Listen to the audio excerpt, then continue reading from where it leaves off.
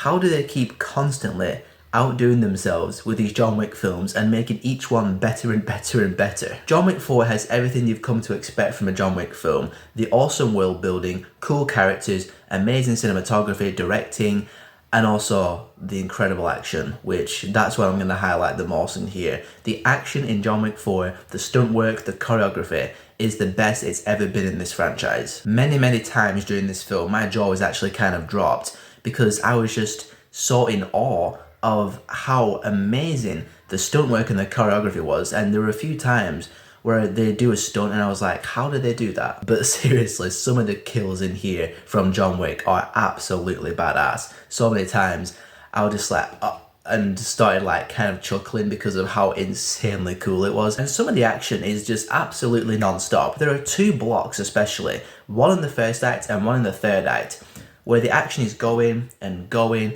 and going and going, and it just keeps going and going and going for like about 20 minutes. I've seen some people say that they got exhausted or tired doing these non-stop waves of action scenes, but not me, because I was constantly entertained by the badassery going on screen and also constantly impressed by the stunt work and the choreography. It's funny, like the last half an hour of this film is like The Warriors, but with everyone chasing one dude in Paris and they all have guns. Lots of guns. They even have the woman on the radio giving the announcements from the high table, and she calls them all boppers. It's the Warriors. Donnie Yen's in the film, and that dude is a badass. He is a blind kind of ninja assassin kind of guy, and I don't know, blind ninjas just automatically get a couple of points up. And yeah, his fight scenes with his samurai sword, Jesus Christ. I wouldn't mind seeing the spin-off with that guy. And there's another guy who's kind of a tracker, he's called Mr. Nobody. He was quite a cool character as well, and he also had a dog.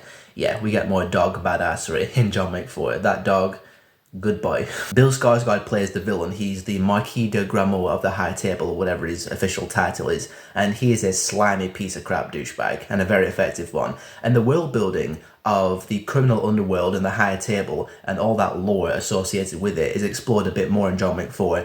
Once again, in fascinating ways. In many ways, John Wick 4 feels the most video game-like of the John Wick films, and I mean that in a very good way, especially with John Wick fighting the constant waves of bad guys. In my opinion, John Wick 4 is the crown jewel of this franchise, and from the looks of it, in terms of the story and the plot, no spoilers, this looks very much like it's going to be the last John Wick film, and I kind of hope it is. This seems like a really great way to end this franchise, and I think if they did a Chapter 5, it would feel kind of forced.